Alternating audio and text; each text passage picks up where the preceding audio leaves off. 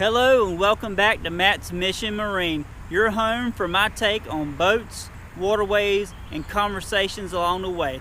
Last time we left off, we were talking to Frank and Karen Taylor, and they were talking about their preparations to go on circumnavigation and sail around the world. Today, we're going to hear some of those stories and some of the things that happened along this trip. So let's strap on those life vests and let's get going. All right, so we've already introduced you guys. We've already got the first video out there for you guys, and we've talked about what it took. So where'd you guys leave from? Let's start there. Where'd you leave from?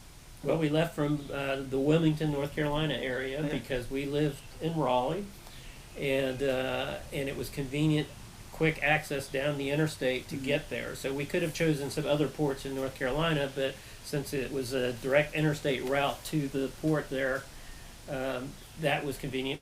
What time of the year did you leave? We left in November, and that's important because that is kind of the beginning of the season where you can go down to the Caribbean and not worry about hurricanes. The hurricane season ends from insurance perspective for boat owners at the beginning of November. Okay. All right, so you left from North Carolina and you went where? So our route was to go to the Caribbean. From North Carolina, sailing, you can't just sail directly to the Caribbean because you'd be encountering winds on your face, which is bad from sailing. You'd be going backwards. So so you go out to the east or even northeast. One route is to go straight out to Bermuda, and then stop and enjoy and visit, and then head down to the Caribbean, and you'll have favorable easterly winds as you get closer and closer to the Caribbean. And if you're headed south, you're on a beam reach basically to get down there. So we bypassed Bermuda. We just sailed out towards Bermuda and then down to the Caribbean. Well, we had taken that route before, and we had done that before Okay. too. So it wasn't like it wasn't somewhere we had been before. Right. Okay. When you say weather window, what are you looking for? Is it just winds? Are you looking to see if there's any storms? Or Yes, there is a variety of factors. So you don't want to encounter bad weather. So you don't want a major storm or likelihood of storm. You want ideally favorable winds that are sailable the whole way, or at least good weather, and following seas if possible. You don't want get out there and the winds are correct, but then you have seas coming the opposite direction. And I would love to sit here and talk to you about every single port of call you had and every island you went to, but I don't have weeks to sit here with you, and I'm sure you don't want to either. And our blog is up and there. Your blog you is out there. All about that. We will definitely post the link again for everyone, and guide people to the blog so that they want to go out there and read about every destination you went to. That's available to anyone that wants to do that. But so one of the next question is, what milestones were there along the way on your trip? Well, one major milestone would be, for example, going through the Panama Canal. Yes. Because you have to get from the Caribbean Atlantic side to the Pacific side. And we, like many people who travel around the world, have never taken a boat through the Panama Canal. So that was a major milestone to do that and experience it. And there's a lot involved with getting your boat ready to go through and all the paperwork with the local officials who run the Panama Canal, and what you have to do to prepare your boat, like putting great big tires along the side of your boat so that boats don't bang into one another, because the water in a canal, while they're filling it up and draining it, makes the boats move around a lot. So they have lines going up to shore to hold you in place, and tie up multiple boats together so that they can take lots of boats through the canal instead of just one at a time. So anyway, going through the Panama Canal is a major milestone. Going across the equator is a significant thing. There's this long thing because so few sailors in the world would actually go from the northern hemisphere to the southern or vice versa. And there's a traditional ceremony that you go through to, if it's your first time to go across it, they call it being a shellback. Okay. We actually stopped the boat partway to the Marquesas from Panama, and Frank at the equator. At the equator, and Frank made all the arrangements and carried out the ceremony for the four of us, and it's on the blog. Yeah. Okay. I dressed up as Neptune, and you got to see it. All right. And we also stopped the boat on the equator and swam across the water, across the boat, to say we swam across the equator. All right, so you passed through the Panama Canal, went over the equator, you did your first long passage. Right, and coming to shore is an okay. exciting and really happy occasion. So we actually crossed the equator several times because we went across when we came from the Americas to the South Pacific. We went back up towards Malaysia and Singapore. We crossed across the equator there. It turns out it's actually very close to Singapore, so we actually literally crossed it a couple of other times. And then we went back to the southern hemisphere again when we crossed the Indian Ocean and went to Africa and so forth. And then we went around the Cape of Good Hope, which is another significant point. Okay. A lot of people, it's a big thing. If you either go through the Red Sea and go to the Mediterranean, cross the equator up there, or you go around Africa to do it. And Cape of Good Hope is a famous crossing point to cross from the Indian Ocean to, although it's literally not the point where you cross the Indian Ocean to the Atlantic, but it is a significant geographic navigational point. And then we also crossed the equator one last time when we got back up into the Caribbean and actually completed our circumnavigation, which is an interesting point of our trip because we went to Grenada. It was the southernmost point of the Caribbean where we stopped on this trip we're talking about. And when we came back across the Atlantic, the first place we landed was the Grenada. So that was a place that we crossed our path and actually went all the way around the earth and retouched where we had been before. Got to be a big celebration to do that. Was a big deal for us, yeah. and I of course had long planned this. One of my favorite. We went all around. What was the longest single passage that you had? Number of days you had to sail without.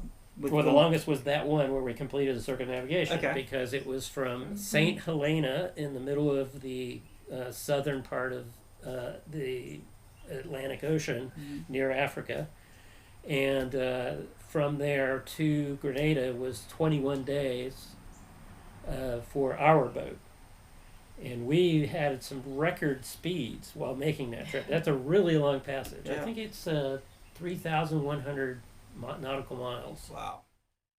Now the weird thing was we're going through these currents, and we had these ideal conditions where winds were from behind, and we were actually sailing with a spinnaker up for a lot of this. And we were hitting, that's where we also hit our fastest speed at one moment in time. We hit 21.3 knots of speed in our boat. Wow. With the following wave and following winds at one moment in time. That was crazy. Back to your story.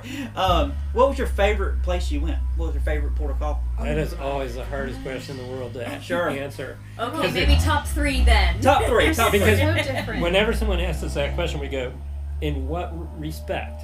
Okay. Because there are so many different ways of answering that question depending on if you're talking about diving or fishing or sailing or sightseeing or specific kinds of sightseeing. So, there's a lot of favorites. Okay, so let's break it down then. Where was your favorite place to go fishing? Well, the fishing part, our favorite kind of fishing is while we're at sea. So that... Kind of trolling. Yeah, whenever we go on a passage, we're fishing, and it's just great. But there are certain places where we caught interesting fish that were special. Like we caught, our largest fish was a spearfish that we caught off in French Polynesia, off the Tuamotus Island. Largest, or most interesting tuna, we caught a bluefin tuna off of Australia. We A lot of mahi-mahi. A lot of mahi-mahi. We latched on to a lot of big fish that we only saw jump in the air, at which point our line snapped Yeah. Yes. because they were too big. Or just ran right off the reel. Or ran all the line off the reel, yes.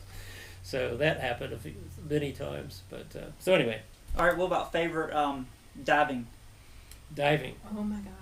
Fiji was definitely a highlight. Okay. There was some fantastic diving in Fiji, but we also saw some great things in Indonesia and in the Indian Ocean off Cocos Keeling. We did some great snorkeling and diving there. Beautiful water. And anyway, and there were many other places. In fact, for example, after we did the circumnavigation, we stopped off in the Bahamas, and there were areas we hadn't gone to in the Bahamas, and we saw some fantastic sites there, which is surprising because here it is within 2 or 3 days sail from North Carolina is in the Bahamas. There's some really good diving in the Virgin Islands, Mm-hmm. both American and British. Some Key West area is great too. So all along the United States as well as around the world, you can see some wonderful things. So you don't have to leave home. You can do a lot of things locally, and some of the best wreck diving is right off the coast of North Carolina. Yep. Right. What were some of the best culinary experiences you had? One of the villages, they put on a big feast where the young man who came and took us on the trip to the old volcano crater. Yes. That was at Bud Reef. Yes. Bud Reef. Yanutha was actually where it happened. And yes, the son of the chief at this remote village, this was a really special experience. He came with us there was 9 boats all got together on 2 catamarans, and we went to this remote island. It was originally a volcanic cone. Mm-hmm. Yeah, it's a half crater now. Yeah, it's a half crater, and water it goes in the middle now. But and we walked to the top of that crater rim and took pictures and everything during the day. But then as dinner came, we went off and anchored, and then he took us night dive fishing. So we went underwater, and he basically ended up catching a lot of the fish because we weren't as good at it as he was. And then we brought all the fish back, and while we were sailing back, prepared all the fish, and then got back to his village at night and cooked it all up and had this fantastic feast. But you were also talking about when we had the ceremony on shore. Then, yes. That was another night with the whole village. The village prepared us food, and Yes, and the Yachties were the honored guests. yes, we were the honored guests, and you weren't there for that. I wasn't there, Yes. but yeah. So what happened in that? Yeah. She's like, It was a good time, but it was really special. They did dancing for us, and their culture, we had to eat, then they could eat. So we got all our food, and we're like eating, and they were all just standing around or doing dances or stuff or whatever. But it was a really unique experience. It's the perfect seg talking about cultural traditions and experiences. What were some of the most remarkable ones that are memorable to you that happened? Also, it's surprising. English is not the same everywhere you go. no, it's Right. not. We came into the Kermadec Islands as Oh, God. stopover because of weather. You're not supposed to go there. It's an island they're trying to return to its natural state. And we only stopped there because there was a gale coming through on our way to New Zealand. And so we realized this gale was coming. We were trying to avoid it, and we went this other direction, and then we ended up near the Kermadec Islands. And we heard a boat ahead of us call ahead and ask permission, can we stop here? And they were told yes. So we said, well, we'll do the same. And so we went and stopped there. And there, I don't know if you have time for me to tell this story, but it's a hilarious story for us. We finally arrived there after it. We were 50 miles off when we heard this radio communication, and so by the time we got there was several hours later, and we got there before sundown, and I called in on the VHF radio to let him again know that we were coming, and they made a point that you can't come ashore, you can't come in any way to the land because we're not allowing that. And we said, we understand that, we're just going to stay overnight, wait for the storm to pass, and then we're going to continue on our way. And they were very concerned about that because it's against the New Zealand rules to go there and disturb the ecology there. And so we understood that. We had no problem with it. But the people talking to us on the radio, well, first of all, were not very experienced with talking on the radio, so they didn't use the proper protocols, and we were saying kind of funny things to us being boaters. And when we arrived, we got all set up and anchored, and a few minutes after we arrived, we hear this call on the radio, and they said, "Hey, we're here on shore. Can you see us?" And we're like, "What?" And we were looking around, and sure enough, like, we're 200 meters away from shore, and we see three people at the base of this giant cliff. They'd come down. There's like a trolley cable system for bringing their supplies up to the top of the cliff where their building is. Mm-hmm. And they came down it so that they could come talk to us. Even though we're not allowed to go ashore, they wanted to see somebody, They don't get visitors. They wanted to see the boat. They wanted to see somebody. Right. So I'm hoping I remember how to tell this story right, because talking on the radio, and the woman talking to us has an accent, and They're New Zealanders. Yeah, they're New Zealanders. And so one of the things she wanted to ask is to make sure that we understood all the rules again. So she repeated some of the things she said earlier, and she said this strange thing. She said, one of the questions we often get asked when we arrive to a country is, how many people are on board, and do you have any unacceptable items, foods or things? Oh, we wanted to know, do you have any pizza aboard? Like dogs or cats? We're just dying laughing. I mean, I'm laughing so hard, I'm crying. And I'm like, oh, I'm so sorry. And the funny thing about this is we just spent months in Tonga where a lot of people don't speak English, mm-hmm. and we finally get to and we've been in months in French Polynesia where everyone speaks French, mm-hmm. and we were so excited to be getting to New Zealand because they speak English. And the first thing that happens is we talk to somebody and we have an English language mix up. And we're like, oh my God. And it was just so hilarious. And I'm like, just dying laughing about this. And I tell the story in a blog post. I immediately mm-hmm. get on, I load up to the internet this story because I thought it was so hilarious. And we get to New Zealand, and I get an email from the sister of the woman we were talking to, mm-hmm. who thought it was the most hilarious story she'd ever heard. You were asking about favorite ports. Yes. And there are so many that are memorable. I think one of the things that was most memorable to me was off the coast of Namibia. Because you come to all these islands, and they're lush, and they're green, and... Namibia. Yeah, and they're surrounded by these aqua clear waters. We got to Namibia in Lüderitz. What's it? Yeah, Lüderitz. We had to stop there because we had some mechanical problems. We come up the coast of Africa, and we're stopping in Namibia, and you look out, and that anchorage is surrounded by sand dunes.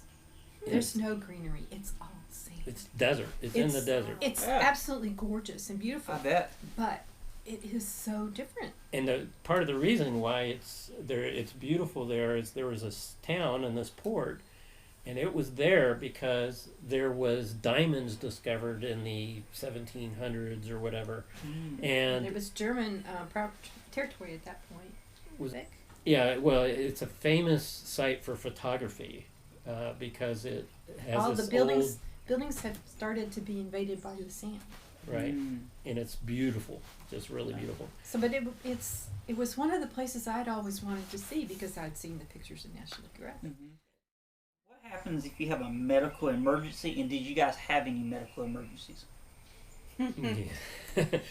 Well, so what happens is you need to be prepared for certain kinds of circumstances. So you do have to have a good first aid kit on board. in case you have like a major cut, or God forbid, a limb cut off, or heart attack. There's a lot of things that could happen. You too. And also, communication is vital, and being prepared to call in for help if you need it. So all those things are important. And if you're lucky, you traveling with another boat not far away who has a doctor on board is very beneficial. And we've heard of that happening, and the doctor saving someone. So we never had a life-threatening accident or injury, thank God. But we did have an injury. I had an injury that was seemingly very innocent and not life-threatening, but basically went to a beach party with a bunch of other sailors, and having worn contacts most of my life, I was always very careful not to do certain things, and for some reason something got my eye irritated, and I rubbed my eye, which I normally never do. Well, the next day I woke up in agony because what I had done was the sand had got in my eye, and when I rubbed it, it scratched the eye, and because I was wearing contacts, bacteria on the contact dove in and invaded my eye. And we were on off the coast of Australia, and thankfully there was a resort there, and they occasionally have a plane come through, but I could not get on a plane until about 36 hours later. And by the time I left, my eye turned all white and was completely infected, and it was scary. And I contacted over internet that was on the island a friend of mine who's an ophthalmologist, and he took looks of pictures I took of the eye and said, well, you're very dangerous, but I think it could still be saved. And not something you want to hear. Yes. No, And I'm like, quite good. serious. And so I got on this plane, and I was flown to a hospital in Australia, and and they said, thank God you got here when you did, because if you had been here 12 hours later, you would have lost the eye. So we just stayed right there for 9 weeks, which is So unusual. here's the question: how did the boat get from the island back to Canada? Oh, she wants to tell her story. Go Well, for it. Karen got to be skipper. I got to be captain, and fortunately, our daughter Trisha had come to visit, Okay. So she was there when this happened. so I had a crew member. And not only that, but I was in direct radio contact with some other friends of ours who were on another boat in the area. So they were advising me on weather patterns and whatnot. So Trisha and I were trying to sail, and we sailed for a very short while, but because of the way the winds were and driving us into land, we had to lower the sails and motor. Not only did we have And trouble re-anchor. not only did we have trouble with the winds for the sails, the winds were coming straight on the nose of the boat. And we were making almost no headway. We were going 1 knot, which is ridiculous. Yeah. So there was a park which was not too far from where we were sitting, and our friends advised us to turn around, and And anchor there. they said the wind should be gone the next day. So we turned around and anchored in a sheltered bay. That was an interesting look to it. Not quite as sandy as Luderitz was, but a lot of rocks. And it was a park, so there weren't any towns there.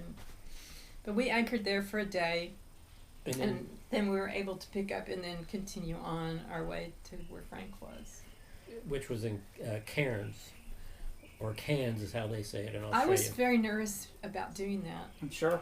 because I had never been in charge of the boat all by myself You before. did. All of a sudden, you got thrown into being the captain. That's right. She was the captain. I had done washes at night.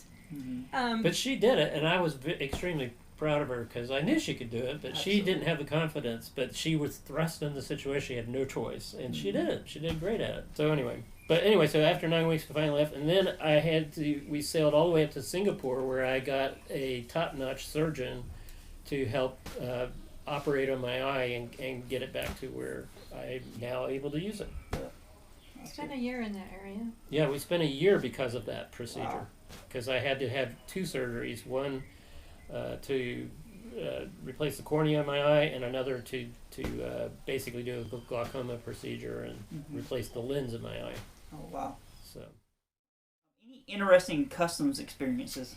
probably the most interesting, because it was just stressful, was well, actually there were other interesting ones too, but when we went into Australia, Yeah. Australia has really tight protocols. You hear about it all the time. People like, I can't remember who it was, Johnny Depp or somebody brings in their dogs and you're not supposed to do that, and they get in trouble for it. So they're really tight. We got part of a rally, basically, where you were sailing into Australia and they gave you an incentive that for a minimal fee, you became a member of their club, their yacht club in that town. And the businesses in that town helped sponsor the payment of your customs fee, which was very high to enter Australia. And so we went there as part of that program. And it fitted in well with our other plans because it was a good entry point into Australia before we would later take our boat down to Sydney. Which we wanted to do to be there by the end of the year so we could be in Sydney to watch the New Year's Eve fireworks in the Sydney Harbor. That would be awesome. Yeah. That was a lifetime dream I had, to be on my boat to watch New Year's Eve, which we did. Now I want to hear a story about the pirates. Times where we suspected the chance of pirates coming at us while we were at sea, where the boats were behaving oddly. And the worst case was when Karen was on watch at night as we were approaching the coast of South America on the last leg of our trip. Off the coast of Brazil. There was a boat that started moving towards her every time she turned the boat. So she woke me up and I verified. I changed course and they kept coming at us no matter which way we turned. So fortunately we had a lot of wind and we were sailing and we're fast sailors and fast at sailing in that boat. And I was able to outrun the boat under certain angles, but he kept trying to cut us off anyway. So I turned the boat around and went the other way very fast. And I took us on a path. There was another merchant vessel, very large ship nearby that I could call on the radio if need be. Mm-hmm. And so I started headed towards that ship, and as soon as I got close to that ship, they realized what I was going to do, and they turned off and left. But we never knew what their intent was. Sometimes fishermen will try to approach your boat in order to say, hey, you got some cigarettes or whatever. We've had that happen. Mm-hmm. Was it Thailand where they like to go really close to your bow because they weren't getting very good fishing that day and they want to scrape off their bad luck on your boat? Right. It's like a tradition they have. They will pass a boat very close by. Right, almost collide you with you because they want to pass their bad fishing luck onto you as their supposed reason, which can be a little scary. You're like, they're gonna crash into, Well, why are they so close to us? Exactly. So, but this was a little, more alarming because it's in the middle of the night and you're like, people don't normally come at you close at night. This is going to be my last topic, and then I'm going to open up for you guys to tell anything that you want to talk about. I know there's 100 different stories, probably maintenance stories, but are there any big maintenance stories you want to talk about? Well, I know Karen would like to talk about certain ones because she was our sailmaker. Okay. Karen already in real life has been a sewing. What is your craft? Sewing. Right, she has a lot of experience sewing, and so one of the things we encouraged her to do before we went on this trip was to learn how to use a sailmaker type sewing machine, which we bought. Very heavy duty sewing machine, but it is manufactured specifically aimed toward people on boats. So she learned to repair sails, basically through online videos and whatnot. And so we bought that and had it on board. So she was always available, or our sewing machine was available for other yachties who needed a sail repair.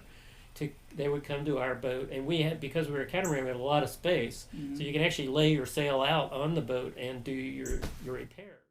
The craziest, unexpected maintenance repair issue, if you can call it that, was near the end of our trip, actually after we completed the circumnavigation, but coming through the Caribbean, we were going to meet up with friends of ours who were going to be flying into St. Lucia, and we stopped off at an anchorage we'd been to before in St. Vincent and the Grenadines called Beckway, and we arrived in the evening, and we said, it's not worth doing an overnight passage. We had a whole nother day to get there, and it was only a 1-day passage. Mm-hmm.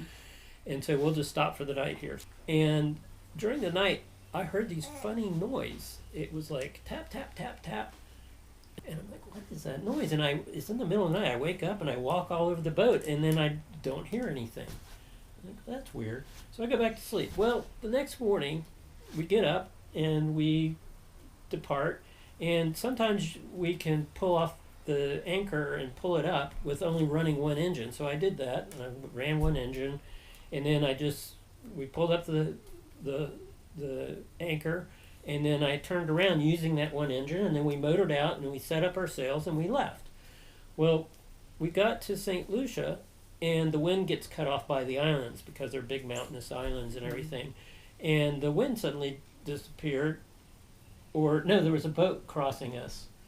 And he was going to come at such an angle that I needed my other engine to change our angle of our course so that we wouldn't collide. Mm-hmm. And I did that, and I start up the engine, I go, and it doesn't do anything. I'm like, what the heck?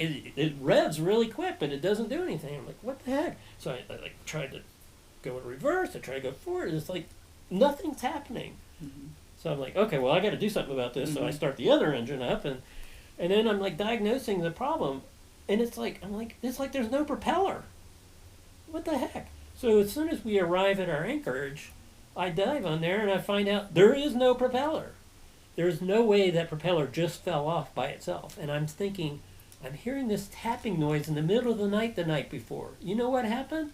Someone came up to our boat and dove under our boat with a scuba gear, and they were tap, tap, tapping, because when you take the propeller off, you have to knock these big metal thumbs that hold each propeller blade onto the propeller head. Mm-hmm. And you have to tap them off. And that is what I was hearing. Oh, wow. Someone stole our propeller. Right out from under you. Night. Literally. Wow. Wow. I could not that's believe crazy. that. Any other big maintenance items that you had to take care of? Well, there's the whole huge variety. Probably the biggest is when we got struck by lightning in Malaysia. Okay. All right. And it took out most of our instrumentation. And any LED lights that were on board, LED lights, it turns out, are very sensitive to huge electric shocks or surges. Mm-hmm. They were all zapped. It blew off the antenna off the top of our VHF radio. It took out the pump, the motor for the anchor windlass. Mm-hmm. And actually, it caused it to run unexpectedly. Oh. When we got hit, we were at anchor when this happened. Mm-hmm. And so it actually, I had to jump out of my seat when it happened, not only because there was a loud bang, but because I had to go turn off the anchor, because it could have been pulling it up and ripped out equipment that holds the anchor chain in place. Actually, the lightning didn't strike the boat directly. Yeah, we believe it did not actually directly strike the boat. It hit the anchor, or the water near the boat, went up the anchor chain, zapped that solenoid, up the mast, and in the process ran energy through the rest of the system that took out LEDs and the wind instruments and the chart plotter and all the navigation equipment. Fortunately, we were on our way to Singapore at the time. We just 1 day away. So That was interesting, had trying to cross the Singaporean waters where they have all the vessels coming and going, the large cargo vessels. with no radar, no AIS, so we could not see the other vessels except visually. So we had to do it at daytime, and we had to... Frank used his phone. I used my phone as a chart plotter, Mm-hmm. because I had navigation, GPS, everything. A lot of, like, the 12-volt appliances and stuff like that were all fine. Okay. The solar collectors were not But it was a major insurance inducing, because even though we had a very large deductible, because it's an expensive boat, we had so many repairs made, we exceeded the deductible. And we also had to hire people to help us do all the repairs in Malaysia, which is tricky. Do you have to have special insurance when you're doing this? You mean medical insurance? Medical and for your boat? Well, for the boat, yes. Mm-hmm. You have to have insurance that covers you for the area of the world you are traveling. So each time we would travel to a new area, we had to call up insurance and say, we're going here this year. And they tell us how much it's going to cost to go to that area of the world. And so it varied in cost dramatically. Sometimes, 50 or 60% higher in some areas than others, depending on what part of the world you were in. And so the boat had to have insurance. We had to keep it insured the whole time. That was critical because that was our home. I mean, you'd keep your home insured. That's right. And also, we for medical insurance, that's interesting because one of the things we discovered, and most people who travel the world know, that the United States has a completely different medical care system, and medical costs in the United States are extremely higher than anywhere else, unreasonably so.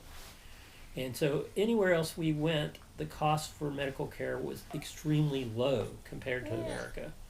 Like, for example, the quality was just as high. Yeah, the quality in most places was just high. Like when I had my eye surgery, that procedure I know would have cost $30,000.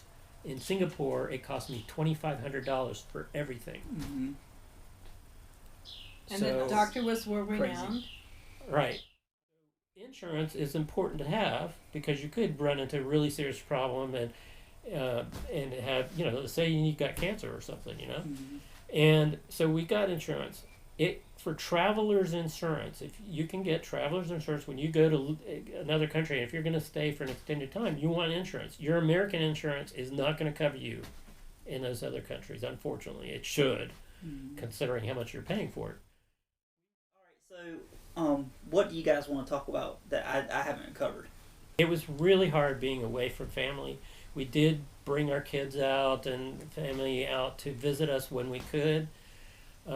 Living and going around the world, while it's wonderful and exciting and it's an amazing experience to travel and see places you've dreamed about all your life, you do miss out on a lot of things. Yeah. And but we did try, so every year we tried to either have our kids come out to us or we would come home to the United States to meet up with not only our kids but our other families and friends. And so that aspect to it was really hard. And so we were glad to kind of end the trip because we had the opportunity to come back home and reunite and reconnect to, our country and our friends and our families. But we do so miss some aspects of it because it was just such a wonderful experience. Yeah. Right, so last question. Any future sailings that you're going to do? Anything that you have planned? Well, we sold the boat to the couple that sailed across the Pacific with us. Because we stayed in touch with them over the years. They ended up sailing with us all the way to New Zealand. And we've stayed in touch with them, and they've helped with the boat when it would be down in Florida for the season. And so they bought it just last month, and they have agreed to allow us 2 to 4 weeks a year to use the boat, which is great because they're probably going to be in Bahamas or the Caribbean, and we can fly out there. Right. But we, like I said, stayed in touch with these friends, and they were like, well, we want to go out chartering with the boat, and we love your boat, and we think it'd be perfect, and maybe we could take off the burden of doing the maintenance for you if you'd let us use it. And so we made that arrangement, and we were like, yes, let's do this. Yes. Best of both worlds. Best of both worlds. We get to sell the ownership and maintenance aspect of the boat, but have fun with the boat some. Absolutely. Well, I want to thank both of you very much for your time today and going through this story. I can tell you guys really enjoyed your trip, and it was really awesome. Thank you, Frank and Karen Taylor, for taking time out of your busy schedule to walk us through how to go on a circumnavigation and some of your awesome stories. For those of you that want to hear more, we do have the twin sailor videos out there, part 1 and 2, where we talk to Frank and Karen's daughters about the first long trip that they went on. Until next time, we'll see you on the water. Just a quick reminder for those of you that haven't hit the subscribe button yet, go ahead and hit it. It's located at the bottom right hand corner of the screen. Once you hit that, ring the bell, select all, so you get all the notifications and you don't miss any of our great content we have coming up.